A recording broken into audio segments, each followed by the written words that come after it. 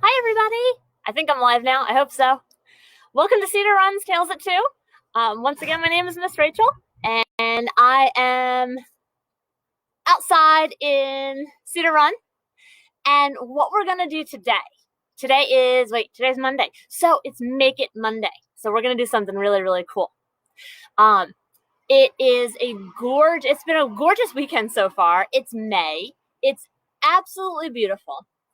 What I'm sure a lot of you have is you guys are starting to get plants out in your yard now. Oh boy, it's a little windy out here. You guys might be starting to get some plants visiting your nurseries. And you might have a couple of some of these terracotta pots, right? So what we're actually going to do today, now this is an old one that I've had from, I have a plant in here that did not quite make it. So, And actually, the entire pot has a crack in it, right down there, and it goes all the way down. Okay. Now, this pot is not going to last too much longer as a pot. So what we're going to do instead is we are going to turn this little pot into a toad abode. Now, if you don't know what a toad abode is basically a little house for a toad or some sort of little critter. Okay.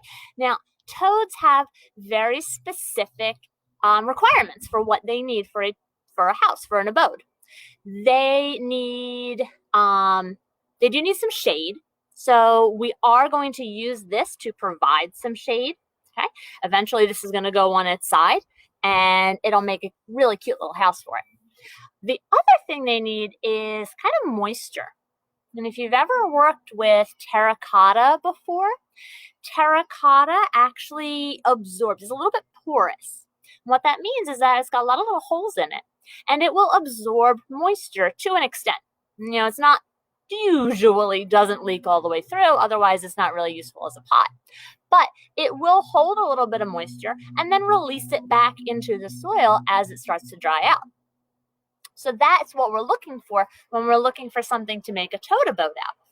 Okay, so this little terracotta pot is perfect for that. So if you have any of these, especially any broken pieces, any parts where, excuse me, where they may have fallen on the ground somewhere and cracked, and they're not quite useful as a pot anymore. Excuse me, pollen is in the air, guys. It's everywhere. So the other thing I'm going to do is moisture. So what I have on the other side of my table here, give me a second. Woohoo! Spray bottle. This is spray bottle full of water. Okay, so this is going to help us moisturize our terracotta pot and make our toad abode really nice and damp for them. Okay. So the first thing I'm going to have to do is I'm actually going to have to empty this out because this still has soil in it. It still has some plant debris in it. It's not looking too pretty. Okay. So I am just going to flip it upside down. This stuff is pretty old, so it's just going to pop right out there. Now, you can use this soil again if it doesn't have anything that's invasive or anything like that. Now, this pot, I'm almost afraid to break it. This is one that I had decorated years and years and years ago. And I'm pretty sure the only thing that was holding it together was probably the plant material. So let's just give it a crack and see. Oh, I have a wider crack now. Oh boy. let me pull this down a little bit so you can watch this, because this is you see my cracking method here is basically just there we go. Stay. Ready? Woo! There we go.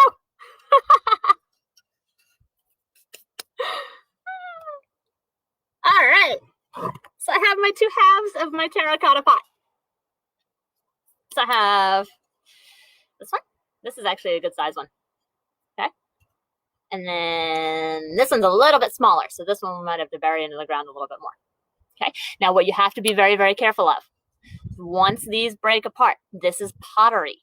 So these edges are really, really sharp. So if you're doing this with kids, be very, very careful. Make sure you don't hold it by these edges. Okay. You may even want to sand it down a little bit to make it a little bit smoother. Okay. And just a regular sand will work. There may also be some shards, little pieces. You can break a couple of those pieces off. Make sure they don't get into the soil too much. Though they are just stone, so it's not going to hurt too much. Just don't hurt your hands. Okay. So I decorated this before I even started. Like I said, I decorated this years and years and years ago. If you have a piece that you want to decorate, you can use any sort of permanent paint. Acrylic paint works okay. It'll eventually flake off into the soil, so it might not be the best idea if you want to go completely natural. You can use like food grade dyes and things like that. That would actually stain the terracotta because, again, it's porous. So that might be an interesting thing to do. Or one of the really cool things you can do too, especially if you have older kids, is take a nail and actually carve into it a little bit. It might sound a little like nails on a chalkboard, but it could come up with some really cool designs. You can do like a scratch art type thing with it. Okay, so that might be a cool thing to do. They do sell, when the craft stores open back up again, they do sell patio paint that is permanent for stuff like this. So that's another option as well. Okay. So now we have our broken shards. We have our pieces. Okay. Now we're going to turn them into something that you can use for a tote abode. Okay. They're actually really pretty good just as is. So what we're going to do, and I'm going to have to get up.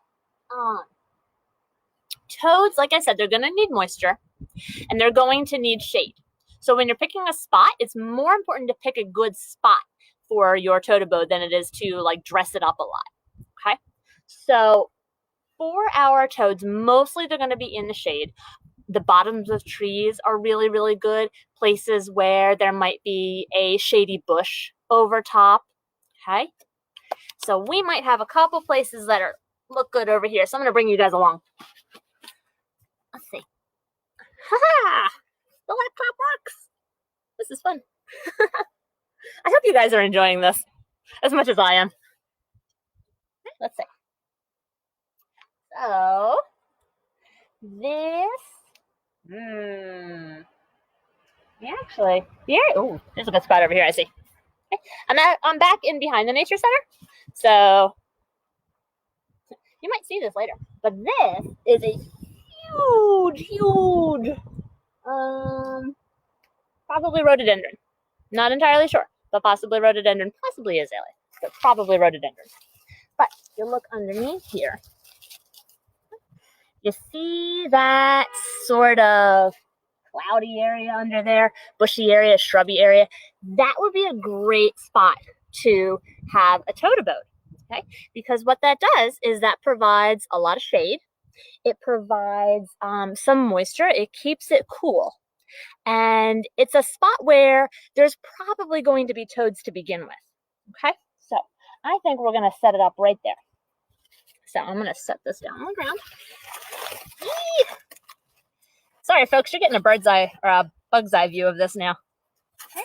So I have my pot. Now my pot kind of sits almost perfectly, just kind of sitting in the ground like that. It will tilt a little bit depending on how your thing is. The other thing is that might actually be the good entrance. What you want is an entrance for it and not really an exit, because what they're going to do most of the time is just sort of sit inside and use that as a rest to protect themselves from predators coming along.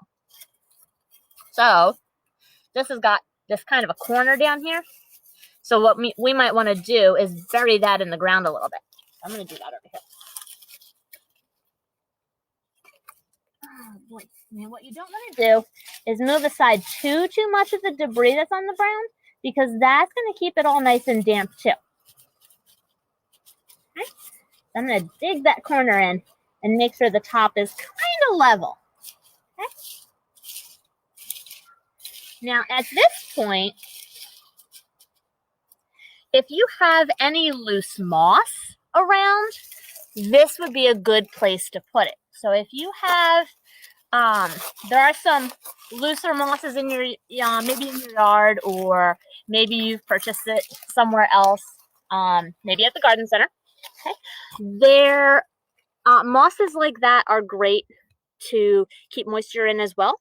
Okay, so it's not just the terracotta that you're using, you're also using the natural area, the natural plants that are around. Okay, so keep all of the foliage there, because that's going to hold in moisture too. If you move this stuff aside a little bit, you're going to see, even though it rained a couple days ago, I don't know, maybe it did rain last night, a lot of this stuff is still really, really damp. It's really moist. Okay, so that stuff is great for little toads. Okay, they like it when it's nice and damp. Okay, so that's going to stay there.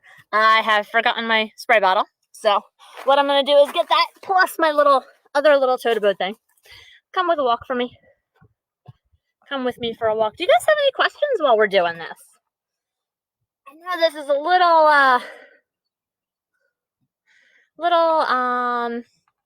atypical. Okay, but we're doing a fun one today, I think.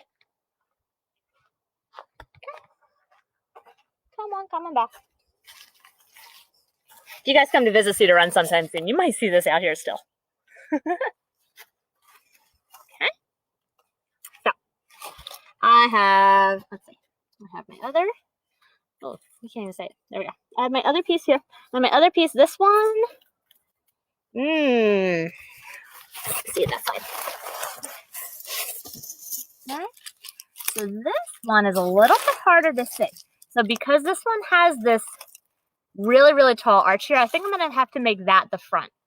Okay, so you guys are going to have to decide when you make your toad abodes what your shard is best for, what your piece of pottery is for. Okay, whether you want that to be the front or if you want that to be the back. So I think that part's going to be the front for this one. I'm going to set it kind of close. And also, I'm going to try and dig that back end in a little bit so it doesn't move. Okay, so digging it in just a bit. Clearing out the entryway. This is probably going to be for a smaller toad. And that's okay, because toads, when they come out of the pond, they're actually only about 1/4 of an inch long. They're tiny little guys when they first come out of the pond, and they start heading out into the woods to find a safe place to continue growing. So they're all going to start out as a tadpole inside the water, but then they're going to grow their back legs, so grow their front legs, lose their tail, and then when they come out of the water, they're just a tiny little 1/4 inch toadlet. It's adorable. If you see one, you are very, very lucky. But it takes them about a year or two to fully grow before they're able to reproduce, before they're considered full grown. Okay, so they're going to need places like this to help them hide themselves. Okay, now the other thing you might have, and I had with mine too, I have the dish for this pot as well. Now this dish, you might be able to use it for another another pot later. It might be fine. You might not want to use it. Okay. Now, if you don't want to use it for any of your pots, a good thing to use it for is to actually give your toads a water dish.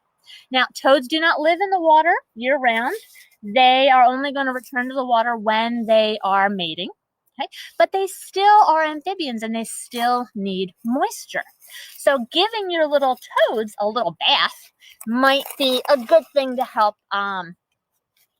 attract them to your area, to your pond, or to your garden. Okay, so what I'm going to do, I have my spray bottle here. I'm going to spritz down my toad abodes. Okay, let's see. There we go. Oof. Okay, and spritz it all throughout. And this does not have to be done every day. You know, you can. These are pretty self-sustaining after a while. Okay.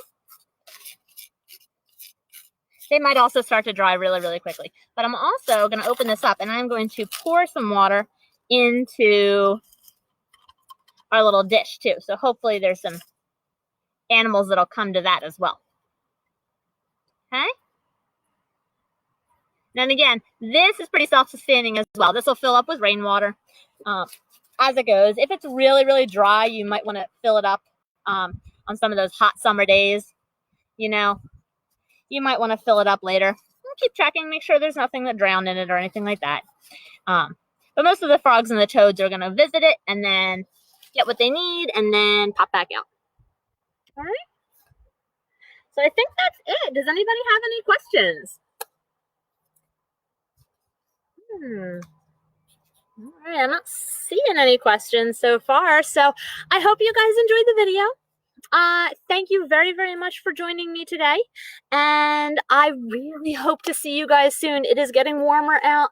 And as always, our trails are still open. Our wildlife housing area is still open. We do still recommend that you wear a mask, and we do still recommend that you do safe social distancing thing when you come. So please do that. Please be safe. But we would love to see you. We would love to have you come out. Like I said, it's getting gorgeous out. The trails are beautiful. There are flowers up. We have pitcher plants that have started to come up. Some of the sundew has started to come up. Some of the really, really cool plants. We might do a video of that in the future. So yeah, we miss you guys, and we hope to see you soon. Thank you. Bye.